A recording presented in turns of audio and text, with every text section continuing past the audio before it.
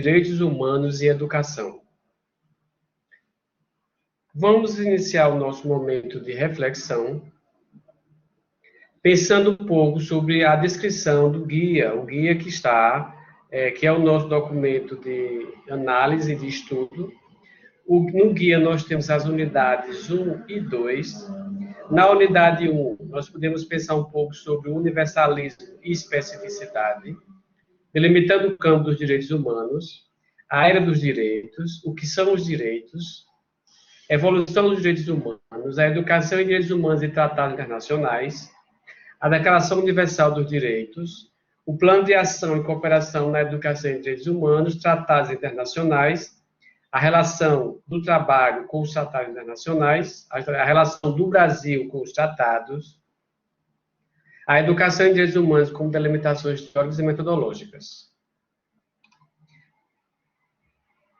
Continuando nosso estudo na unidade 2, podemos pensar sobre alguns temas, dentre eles a educação em direitos humanos no Brasil, educação em direitos humanos e contexto brasileiro, educação em direitos humanos na Constituição, educação em direitos humanos no Brasil, universalidade versus particularidade, perspectivas legais e os desafios da educação em direitos humanos. Os desafios colocados no século XXI, a legislação internacional, as diretrizes nacionais e dimensões e princípios. Por que eu estou expondo o que diz as unidades? Porque é muito importante que você, enquanto estudante de nosso curso de Direitos Humanos, a disciplina de Direitos Humanos, possa começar a entender as relações que são feitas com os direitos e a sua aplicabilidade em sala de aula. Quando pensamos em direitos humanos, nós pensamos não somente nos direitos envolvidos de forma legal, a base legal, mas nós pensamos principalmente no direito à vida, direito à educação, direito à saúde, direito à liberdade. E pensando sobre os direitos, nós podemos refletir, existe um quadro que eu coloquei aí nos slides, que diz o seguinte: denuncie, vida e lute. Nessa segunda imagem, nós começamos a observar uma criança, não é? Geralmente é uma criança de origem africana. Nós sabemos que os países menos desenvolvidos, eles não conseguiram ainda atingir o desenvolvimento não somente legal, mas prático. A violação dos direitos é algo permanente, infelizmente, em muitos países. Isso é visível não somente na África, mas também no Brasil. E muito mais sério do que essa violação de direitos é um tipo de violação que muitas vezes pode ser mais danoso, que é a violação a partir da visibilidade. Quando pensamos em violação de direitos, nós começamos a pensar um pouco na história do mundo, na história do Brasil. Começamos a pensar principalmente como nós sofremos as punições ou os bloqueios, ou como nos foi negado o direito à fala, ao diálogo e à vida. Eu perguntaria a você, onde estão os direitos humanos? Veja nessa imagem que eu coloquei aqui, que a imagem está amordaçada. E se você observar a mordaça, ela, além de bloquear a fala, não é? Ela ainda está como que selada.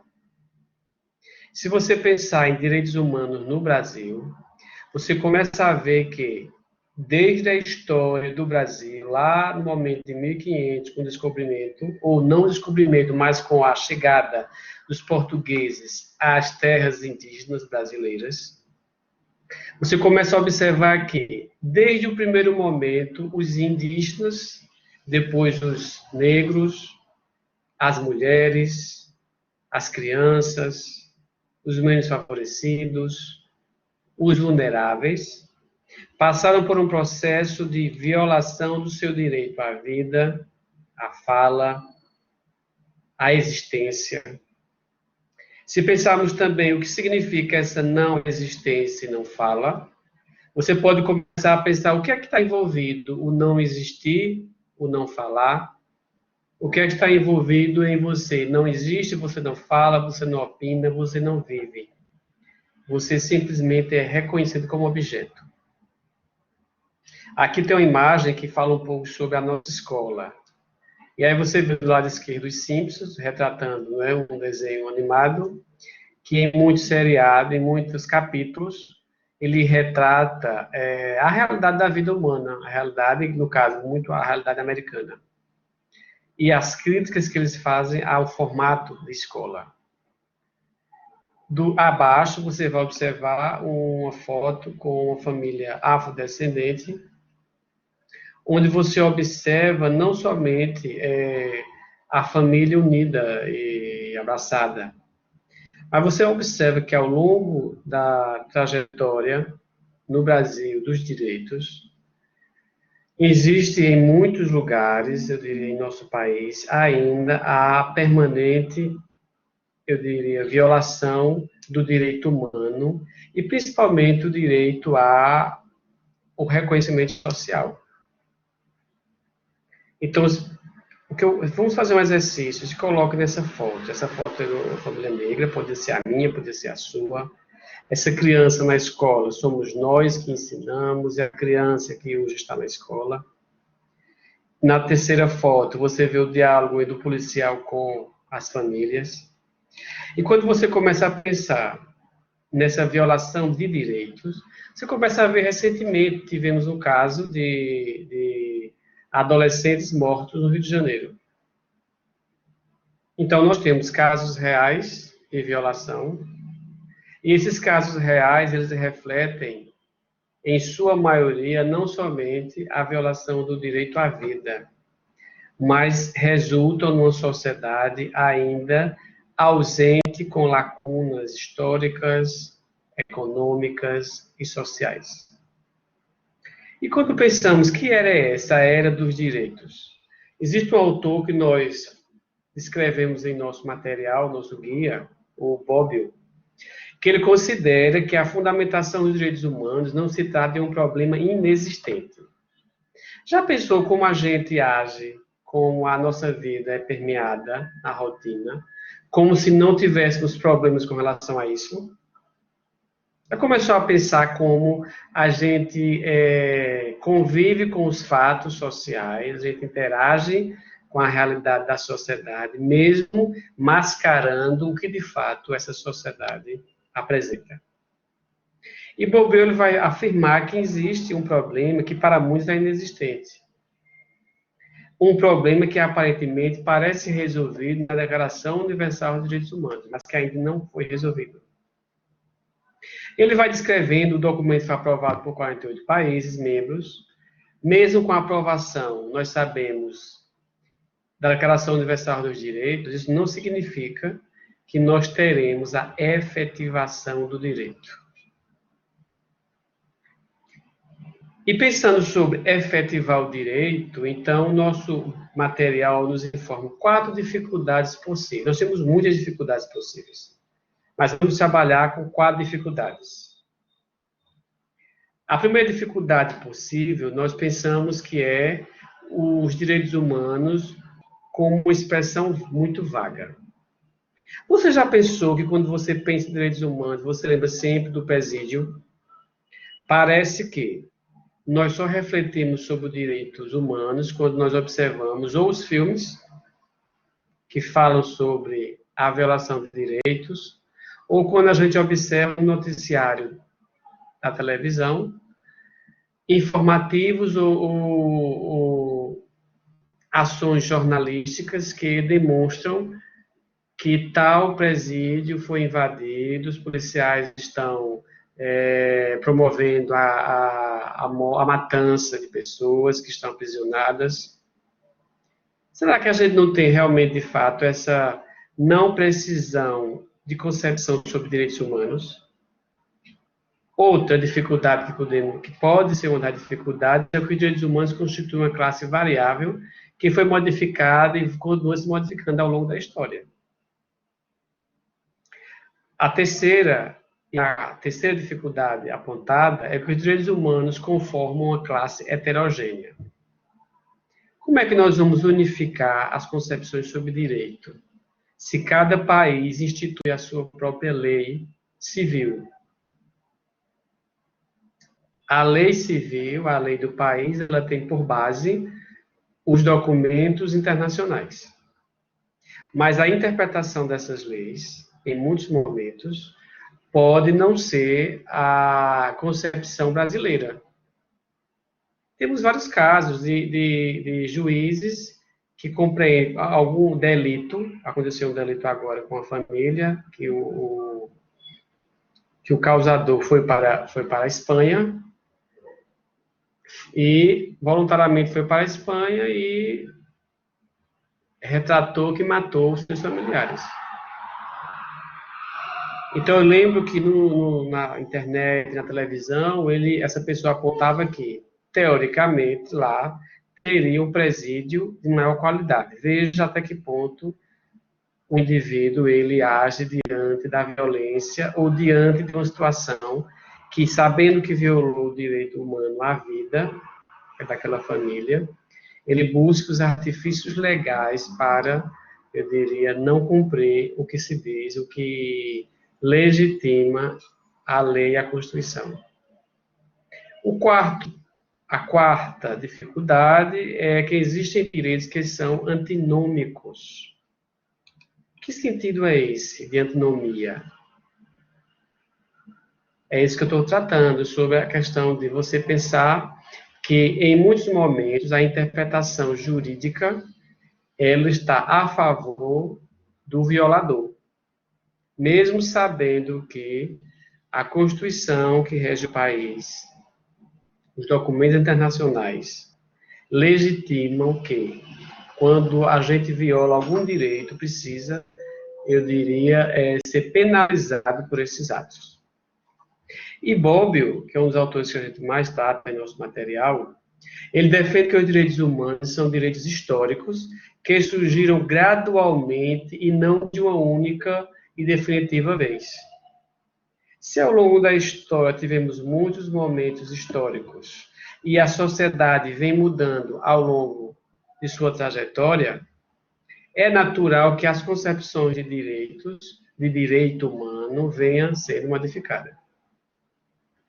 E nesse processo de formação, nesse processo de transformação de concepções,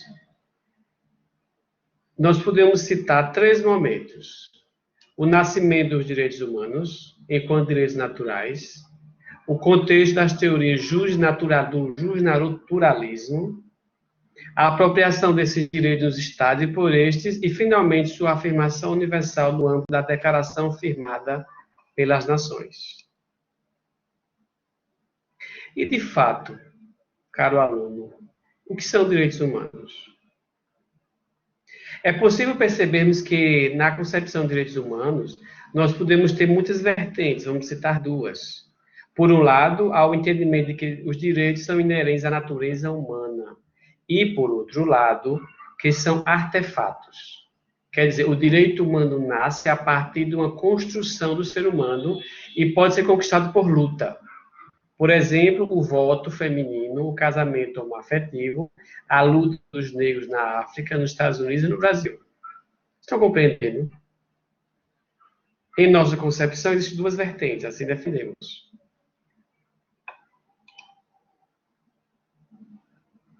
E quando pensamos nessas concepções de direitos humanos, podemos pensar primeiro nas concepções idealistas. Que concepções são estas? Podemos fazer alusão à área do modelo justnaturalista moderno e buscar compreender que a fundamentação é baseada de forma abstrata, metafísica e ideal, identificando os direitos humanos e valores informados por uma ordem de princípios e condições pretensamente inerentes à natureza humana. Há já concepções jurídico-positivistas, são os direitos fundamentais do ser humano e que surgem do Estado. Veja o termo, jurídico-positivista. A primeira concepção é que o direito ele nasce a partir da cultura humana. É quando nós pensamos o ideal, não é? A concepção jurídico-positivista, ela está ligada principalmente a quando o Estado legitima o direito. Ou seja, a fundamentação dos direitos humanos e sua verdadeira existência depende do reconhecimento prévio do Estado. Então, é o Estado que reconhece aquele ato cidadão como um direito ou não. Na concepção histórico e estrutural, nós podemos considerar que os direitos são fruto dos movimentos históricos, cujas conquistas sociais e políticas só foram possíveis graças ao que? Às lutas dos povos. São marcados por contingências econômicas, políticas, ideológicas, através de conquista social.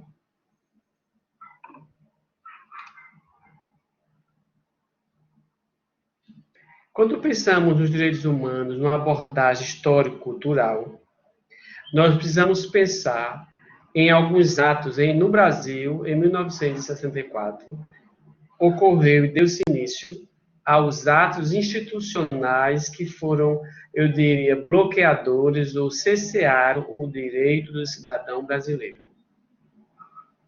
Então, o ato institucional número 1, o que é que ele nos informa? Ele modifica a Constituição de 1946, quanto à eleição, mandato, aos poderes do presidente da República e confere aos comandantes das Forças Armadas o poder de suspender direito político, cassar mandato legislativo, excluir a apreciação do judiciário. Vejam, é muito importante notarmos que nós somos fruto de violações de direitos sociais, políticos e econômicos. No Brasil, assim como alguns países da América Latina, nós vivenciamos o cerceamento do direito. E os atos institucionais tiveram como fundamentação o cerceamento, o bloqueio dos direitos do cidadão brasileiro.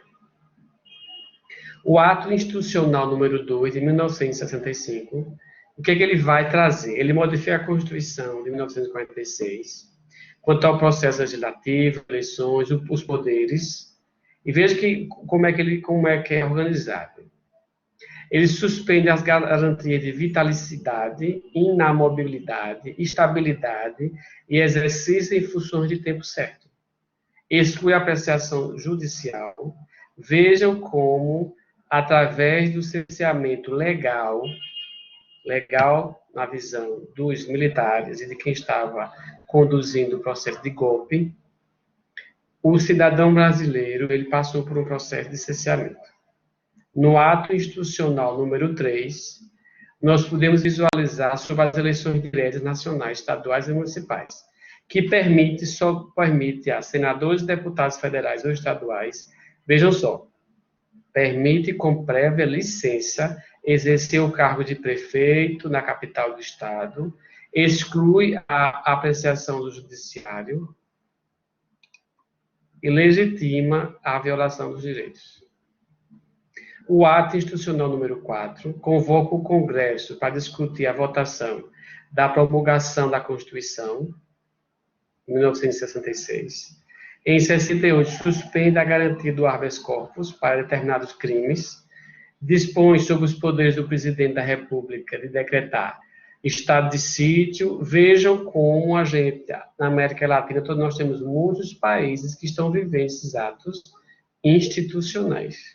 Não é nada é algo de ontem do Brasil, mas muitos países da América Latina, Venezuela e outros, estão vivendo esse processo de golpe, de violação. E quando pensamos nos atos institucionais, nós começamos a pensar em nossa realidade brasileira. Como nós temos usufruído do direito ao voto?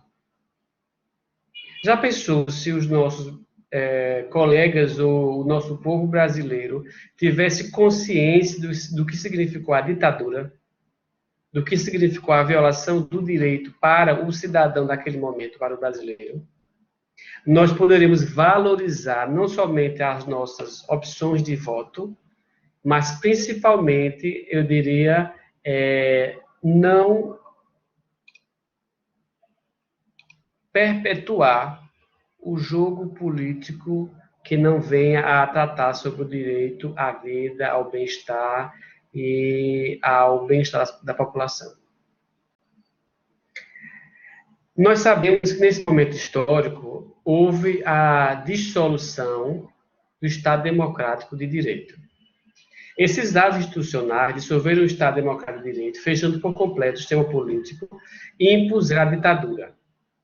Mas, no entanto, é uma tarefa complexa, talvez impossível, de pensar como o brasileiro, como o cidadão brasileiro, nesse momento, ele foi calado, silenciado, a partir de uma vontade de poucos no poder, que tiveram controle social, cultural e econômico dos indivíduos. A luta pela redemocratização, ela é recente no país. Quando pensamos no que nós não temos ainda enquanto sociedade brasileira, nós começamos a ver como ainda estamos distantes, não somente de garantia de direito, aí você tem garantia de direito à educação, garantia de direito à saúde, à moradia, à cultura, e, mais do que isso, garantia de direito a ser cidadão brasileiro.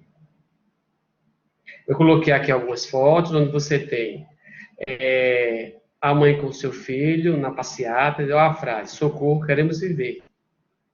Abaixo você tem estudantes correndo, na outra foto você tem a censura. A censura foi algo imposto pelos militares que bloquearam não somente o direito ao diálogo, bloquearam o desenvolvimento educacional, as escolas passaram a ser monitoradas, a música passou a ser controlada por uma equipe, por isso que nós temos o tropicalismo e vários movimentos musicais, que foram uma alternativa cultural para denunciar os abusos realizados pelos militares.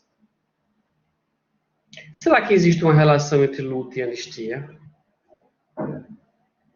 Mundine, 2009, ele vai nos dizer que as lutas pela anistia, pela convocação de uma Assembleia Nacional Constituinte e pelo retorno das eleições diretas para a presidência da República, acabaram insuflando e misturando-se com lutas sociais implementadas pelos trabalhadores rurais e urbanos. E essa luta social, nós sabemos que, como nós vimos, uma das concepções de direitos humanos é quando parte do povo para o povo.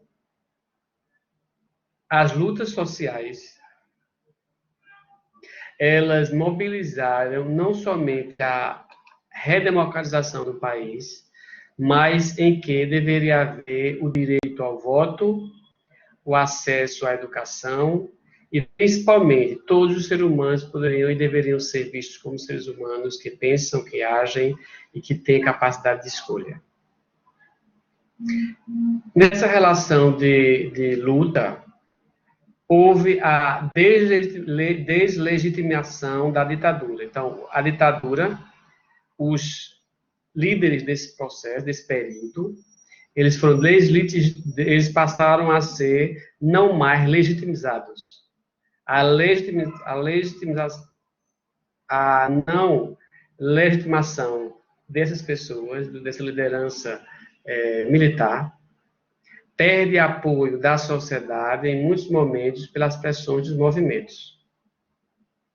E nas pressões do movimento, vários artistas, Chico Buarque, Gilberto Gil, Caetano Veloso, eu coloquei uma lista de músicas, eles utilizaram esse momento cultural justamente para mostrar ao mundo o que estava acontecendo no Brasil. E tentar ajudar na internalização dos cidadãos brasileiros, não somente a música, mas... É isso aí, Roberta. Excelente. E são clássicos que nos ajudam a pensar, quer dizer, quando ele diz assim, para não dizer que não falei das flores, vem, vamos embora, que quem sabe faz a hora, não espera acontecer. Qual é a hora? Que hora é essa? Que hora é essa do povo brasileiro nesse momento histórico dar as mãos e lutar? Essas músicas passadas, no momento histórico de ditadura, nos move principalmente a continuar na esperança, que o nosso país será um país que vai fazer a diferença e continuar mudando o mundo, mudando os outros países que se dizem desenvolvidos. Nós também podemos ser não somente desenvolvidos em leis, mas em qualidade de vida. Concordo contigo, Roberto. São músicas que retratam a história do Brasil. E aí, diante desse quadro, nós temos um grande...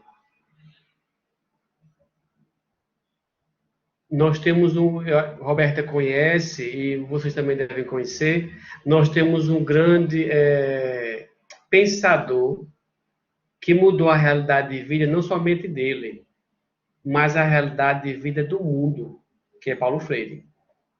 Aqueles que não conhecem a Pedagogia do Oprimido precisam conhecer. Esse livro foi escrito por Paulo Freire em 1967, momento da ditadura brasileira, onde o mesmo foi exilado. Ele foi exilado para a França, também passou pelo Chile. E aí eu coloquei Paulo Freire como um símbolo, como alguém que lutou pela luta, ele lutou pelo bem-estar social e pela efetivação dos direitos humanos através da escola. Em 64 ele foi exilado. Veja como diz o quadro. Só que Paulo Freire, ele foi exilado do Brasil, mas suas ideias serão libertas. Paulo Freire dizia a seguinte frase: ninguém educa-se a si mesmo, o homem educa-se entre si, mediatizados pelo mundo. Precisamos começar a compreender que nós precisamos refletir sobre isso. É isso aí, Roberta. Roberta está apontando que é um dos livros que ela lê para os seus estudos educacionais. E é muito importante verificar que esse livro de Paulo Freire, Pedagogia do Oprimido, vocês sabiam que ele vai tratar justamente sobre o hoje, as relações sociais que estamos vivendo no Brasil hoje. Veja como está atualizado. O que é que ele trata, o que é que podemos comparar entre Paulo Freire e sua escrita de Pedagogia do Oprimido e comparar com hoje, as lutas de classes, a luta de classe. A crise social, econômica e política, as relações de poder, de hierarquia, os movimentos sociais, o povo nas ruas. Só que, Roberta e demais colegas, o grande problema que Paulo Freire aponta não é somente a luta de classe. Ele aponta o seguinte, que o problema está quando o oprimido se torna opressor. Já notaram que é um pouco complicado lidar com o poder? As pessoas que não têm poder, quando ocupam esse posto, eles repetem os mesmos atos daqueles que antes eram opressores. E Paulo Freire vai dizer que o nosso papel enquanto escola é justamente darmos oportunidade para a libertação. Veja como é sério.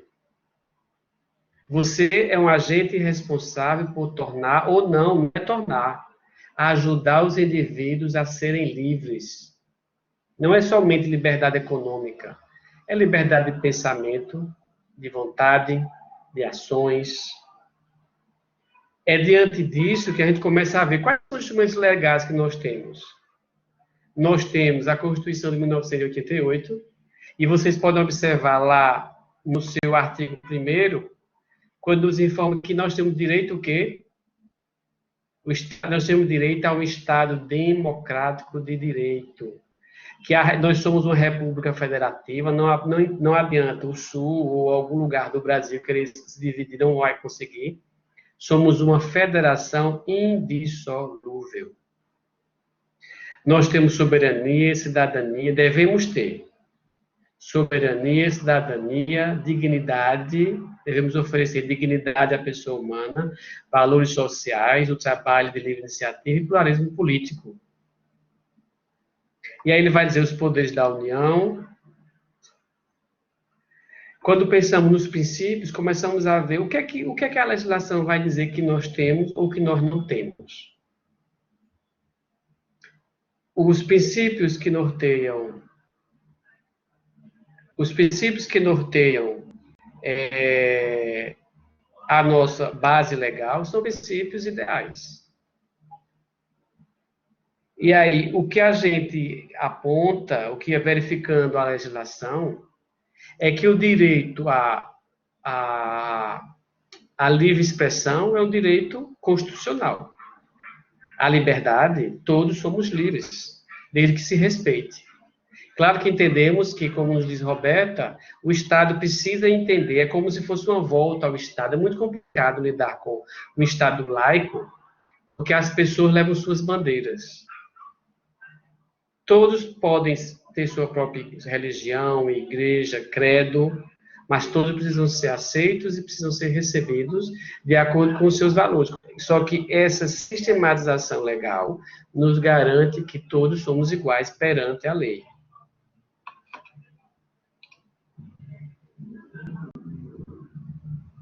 E aí, quando no ando pensar sobre a Constituição, vai nos informar o artigo 5º, vejam lá, todos são iguais perante a lei, sem distinção de qualquer natureza, garantindo-se aos brasileiros e aos estrangeiros residentes no país a inviolabilidade do direito à vida, à liberdade, à igualdade, à segurança, à propriedade dos termos.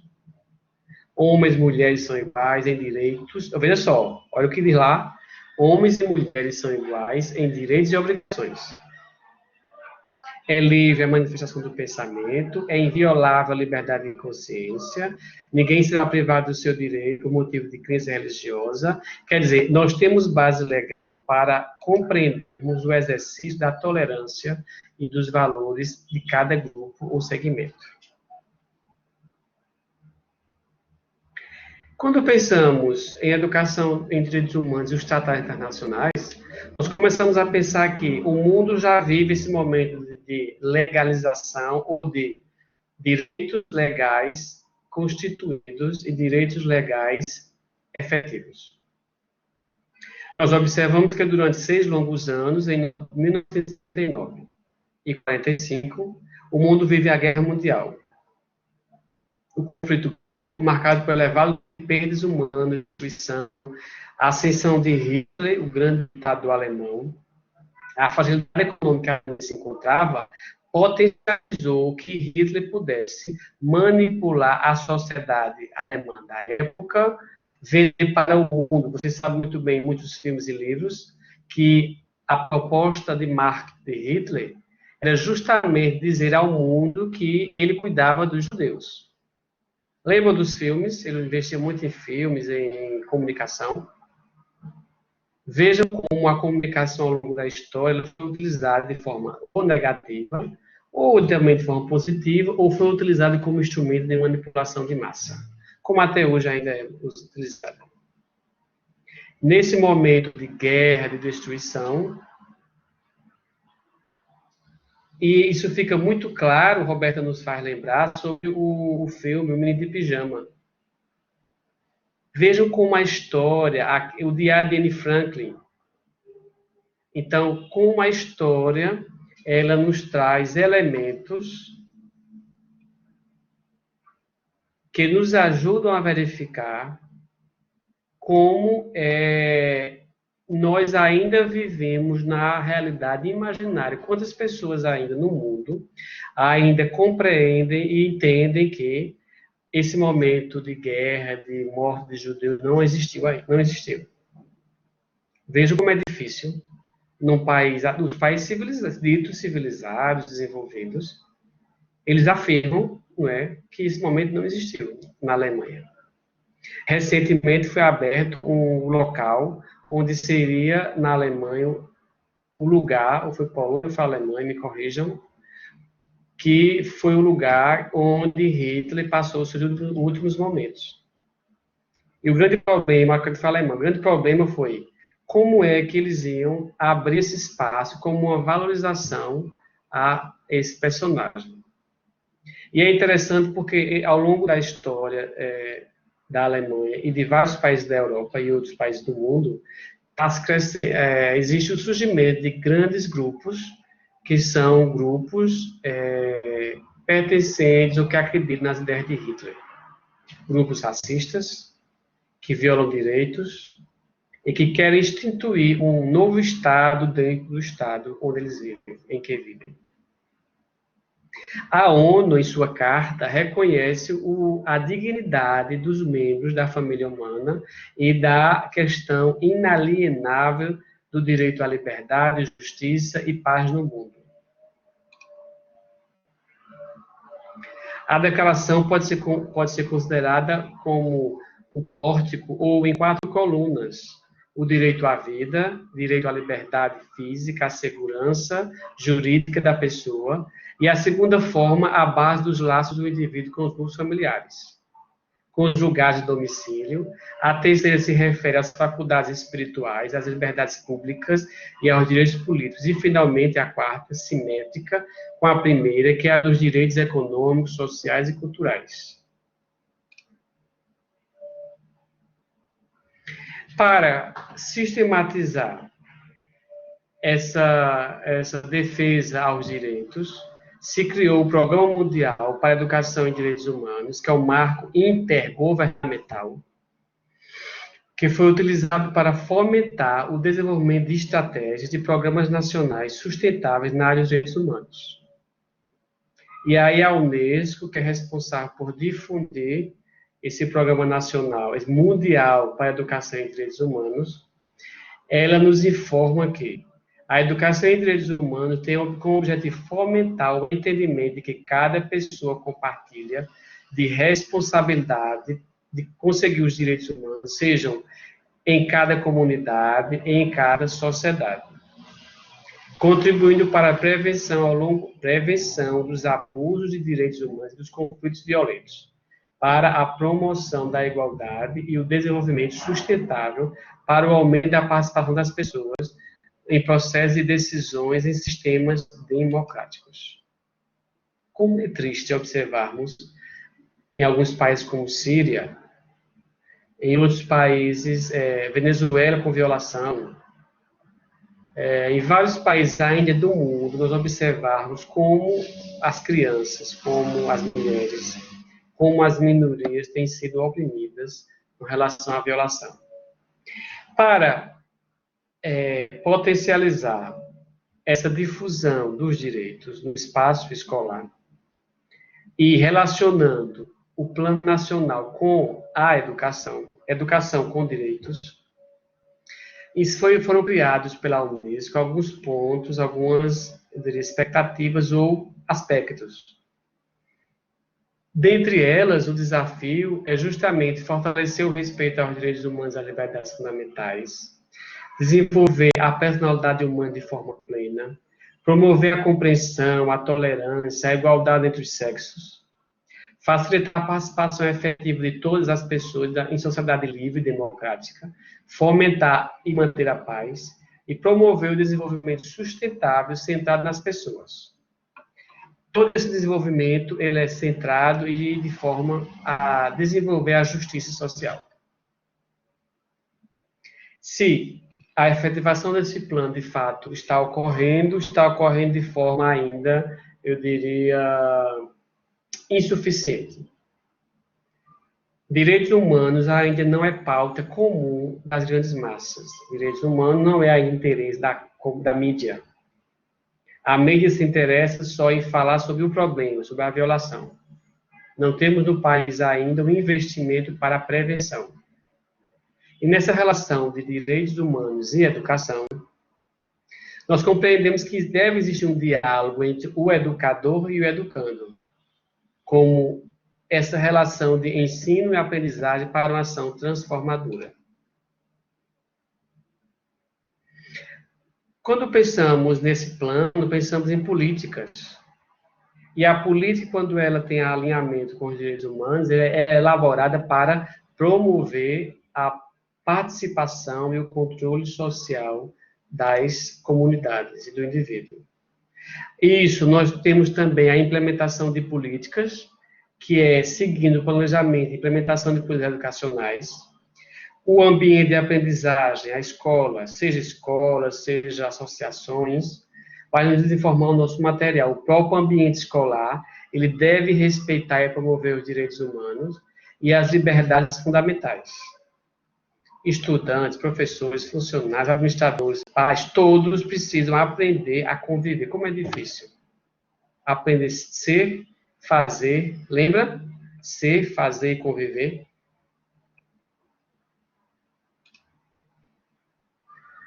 Quando pensamos no direito do ensino e aprendizagem no espaço escolar, nós pensamos que os processos de ensino e aprendizagem devem ser fundamentados nos direitos. Quando a criança aprende ou é alfabetizada, é muito importante que o direito, que as discussões de contexto têm que tratar sobre o direito do indivíduo, não somente em falar sobre os temas, mas no seu livro didático, a imersão, a inserção dele na sociedade deve retratar a efetivação desse direito. Quando relacionamos educação com desenvolvimento profissional, nós entendemos que o corpo docente precisa ser capacitado. Se você perguntar hoje aos professores, quantos conhecem o Plano Nacional de Direitos Humanos? Poucos vão informar que conhecem. E por que isso ocorre? Isso ocorre porque não há ainda o investimento das políticas públicas voltadas, seja na escola, seja em outros espaços, à devida compreensão e efetivação desse direito. E quando pensamos nos tratados internacionais, falamos sobre escola, primeiro começamos falando sobre a história do Brasil e como vivemos na ditadura das violações. Tratamos um pouco sobre a violação invisível, essa que a gente vive a cada dia, dos segmentos, das minorias. Pensamos um pouco sobre a escola, esse espaço escolar onde existe a lacuna com discussões sobre direito. E finalizamos esse primeiro bloco falando sobre como os professores ainda apresentam lacunas em suas formações sobre direitos humanos. E como ainda eles não conseguem fazer a inter-relação ou relacionar o conteúdo de trabalho com a prática de direitos. Existem precedentes históricos? A pergunta é, de onde surgiram essas discussões sobre direitos? Nós temos o direito humanitário, a Liga das Nações, a Organização Internacional do Trabalho, o Tribunal de Nuremberg, a Carta das Nações Unidas. Então, muitos documentos são marcos que vai nos ajudar, principalmente, a internacionalização desses direitos. Então, esses documentos, eles são instrumento de garantia legal dos direitos. E as constituições do mundo foram baseadas nesses documentos também. E a relação do Brasil com os tratados internacionais? Os tratados internacionais, em sua condição jurídica, ele é visto como um instrumento, como eu havia informado, legal, que apresenta premissas que podem garantir o cumprimento desses documentos legais e garantir o cumprimento legal do direito nas sociedades, no Brasil e em qualquer outro país. A educação em direitos humanos, vista num plano nacional, como plano nacional, ela traz alguns elementos, que seria a apreensão de conhecimentos historicamente construídos, a afirmação de valores, atitudes e práticas e cultura dos direitos humanos, a formação de consciência cidadã, desenvolvimento de processos metodológicos e fortalecimento de práticas individuais e coletivas. A educação, como nós entendemos, ela é uma educação do direito humano para a formação do indivíduo. Quando pensamos em direitos humanos e pedagogia, Cadal e Sacavino, 2010, ele nos informa que existem alguns elementos que nos afirmam que a visão integral dos direitos, a globalidade da independência, se reduzir aos direitos individuais, uma educação para nunca mais, educação, ele vai tratando sobre a relação da pedagogia e do conhecimento com os direitos. E ele termina dizendo que precisamos promover e garantir o empoderamento dos indivíduos sobre os seus direitos. Cadal, ele cita 6 princípios que vão nortear nossas práticas pedagógicas. Ele fala sobre o princípio da integração, onde os conteúdos e reflexões críticas sobre os direitos humanos devem ser integrados à revisão e ao desenvolvimento curricular. Precisamos integrar direitos humanos, conteúdo pedagógico, conteúdo político para a libertação dos indivíduos, utilizando o espaço escolar. O princípio da recorrência, ele afirma que o ensinar direitos humanos não é uma atividade mecânica, muito mais do que estudar sobre a aula que fala sobre direitos humanos, é refletir sobre a realidade social, o contexto, e a prática ou não desses direitos na vida dos alunos. O próximo princípio é o princípio da vida cotidiana. Quer dizer, o mundo ele vai além dos muros da escola. E quando pensamos em escola, começamos a ver que nós ainda temos uma escola que, em alguns aspectos, não atende à realidade social hoje. Em alguns aspectos, a escola não tem atendido principalmente a este indivíduo que hoje compreende que está se relacionando com tecnologia, com WhatsApp, com Facebook. Esse indivíduo que muitas vezes não lê, estamos na sociedade de não leitura, infelizmente ainda. Então, precisamos compreender que o que é mais importante é trazer esses alunos a entenderem o mundo a partir da percepção e a partir do que se trabalha em sala de aula. Uma educação contextualizada, voltada para os direitos.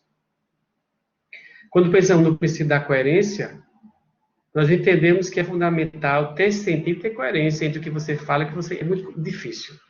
Coerência entre o que você fala e o que você vive. Mas é um desafio que Paulo Freire vai nos informar que é um desafio possível. Existe o princípio da construção coletiva do conhecimento, que é o dialogar. Quem participou recentemente do Congresso Internacional Paulo Freire observou que as rodas de diálogo são a marca desse momento de discussão. Sim. Então, assim, nós precisamos... Roberto nos lembra uma coisa que já dito anteriormente, que essa mecanização, essa educação bancária que tanto Paulo Freire vai informar e que ele luta para que não seja assim, é uma educação que nós vivemos hoje. Nós estamos sempre repetindo ou temas ou assuntos, mas não discutimos de forma crítica, não buscamos envolver o aluno para que ele saia dessa realidade de transmissão e não de aprendizagem. O princípio da apropriação, ele vai informar a prática da solidariedade. Muito bem. E essa solidariedade, ela nos move, Roberta e demais colegas, nos move justamente a sair da zona de conforto. Só que a prática da solidariedade significa, eu estou com você, nós estamos juntos para nos libertar. Isso nos tira da zona de conforto e muda essa escola que muitas vezes parece na inércia e apática. Educação, direitos humanos e o contexto brasileiro, já falamos sobre isso. A pergunta é, como nós estamos hoje no Brasil ainda lutando por causas que não foram ainda resolvidas? Quando a gente discute ainda sobre o direito à livre expressão, isso é um sintoma de que nós ainda não avançamos. Os países desenvolvidos não discutem mais isso, porque já atingiram o desenvolvimento de aceitação. Todos são iguais, todos precisam ser vistos, ouvidos e aceitos. Quando pensamos em alguns instrumentos fundamentais sobre direito, nós começamos a ver que existem documentos importantes, que nós precisamos saber. A Convenção sobre a Eliminação de todas as formas de discriminação racial, olha só o tempo, 1966. Temos outro documento, que é o Pacto Internacional de Direitos Civis e Políticos. O que é que esse pacto reconhece? 1900, veja só a época, 1966. Recente, século XX. Em conformidade com a Declaração Universal dos Direitos Humanos, dos Direitos do Homem, o ideal do ser humano livre, no gozo das liberdades civis e políticas e liberto do temor e da miséria, não pode ser realizado a menos que se criem as condições que permitam a cada um gozar de seus direitos civis e políticos. O que estamos vivendo hoje no Brasil? Não farei discussão partidária nem política, não é porque não é o espaço. Eu gostaria que você pensasse um pouco se nós estamos no Brasil tendo a efetivação dos nossos direitos. Direito à educação, direito à saúde, à moradia, à cultura, direito a se colocar, a lutar. Que direitos estamos tendo em nosso país? É preciso a gente refletir, jovens, professores, ou nós começamos a internalizar, começamos a lutar por nosso direito. Como é que eu falo de direito e não vivo esse direito? Como é que eu estou visualizando as reportagens da televisão, o nível de corrupção excessivo? Estados aí que você observa onde não se tem dinheiro porque milhões de reais ou de dólares estão em cofres pessoais e particulares, dinheiro público. Temos que movimentar realmente essa escola. Você é responsável, jovem professor. Nós e vocês, todos somos responsáveis por nossa sala de aula, por nossos alunos, e precisamos dar a eles a oportunidade de refletir a realidade social. Isso é sério. Você precisa começar a internalizar, a empoderar-se do seu poder enquanto pessoa, enquanto educador. Existe até hoje uma linha que está crescendo no Brasil, chama-se Escola Sem Partido.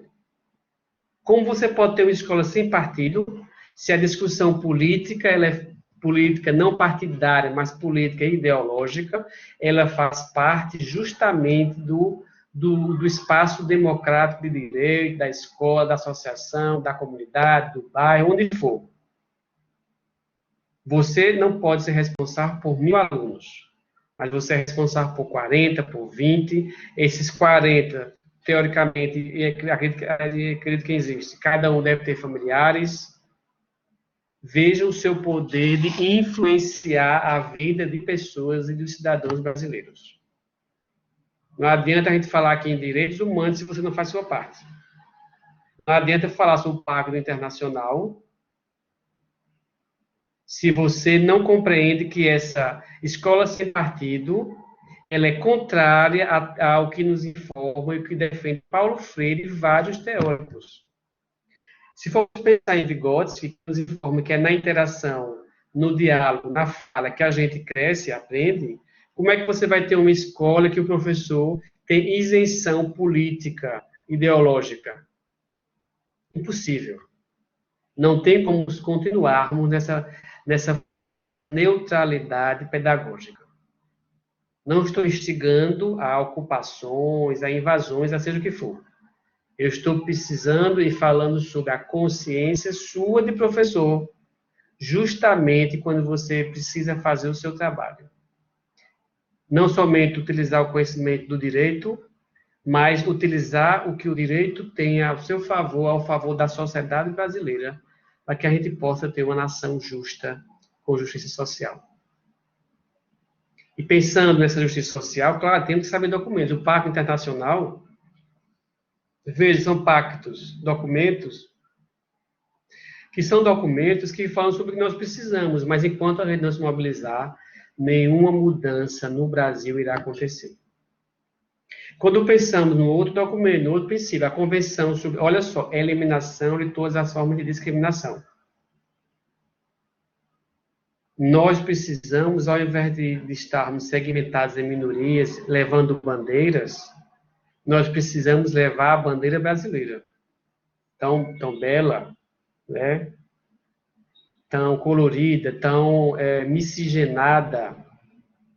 Essa bandeira que nós acreditamos não é a bandeira de minorias, mas é a bandeira nacional, onde todos sabem conviver, todos se toleram e se respeitam. Que tem direitos, também tem deveres. Outro documento é a Convenção contra a Tortura e os Tratamentos de Penas Cruéis, Desumanas ou Degradantes.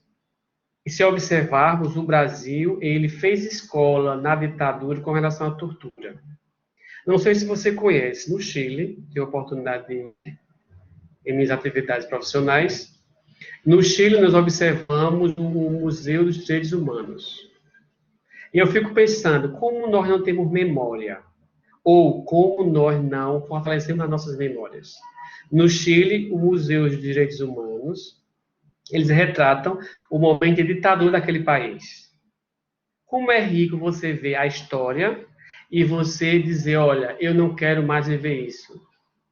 Quantos museus temos no Brasil que retratam a vida ou a morte de várias pessoas que fizeram história ou foram torturadas para que hoje tivéssemos o acesso, para que hoje tivéssemos o voto, para que a mulher pudesse viver sua vida como pessoa comum, igual, em seus direitos e deveres? Alguém pagou o preço nesse processo de tortura, nesse processo de sofrimento. E aí nós finalizamos nosso momento pensando sobre a Convenção sobre os Direitos da Criança, que é recente. A LDB, não é?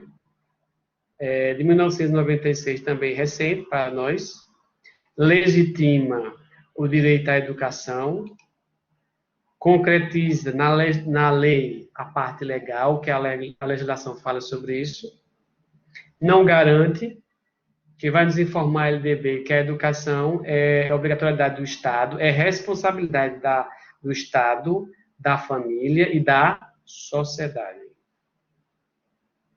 Como ainda estamos distantes dessa realidade social? Como ainda estamos, eu diria, ausentes, principalmente da nossa responsabilização. Não sei se vocês têm algumas perguntas ou querem participar desse momento.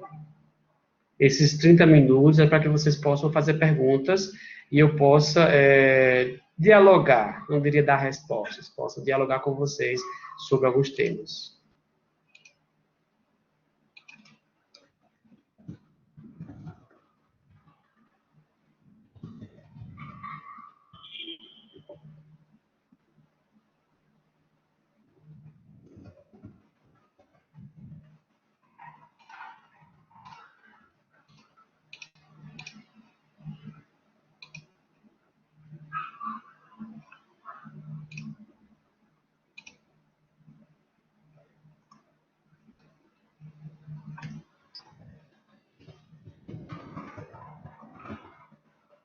Não temos mais perguntas. Agradeço a todos e espero vocês em nossa reflexão sobre as unidades 3 e 4 ainda essa semana. Um abraço a todos e até outro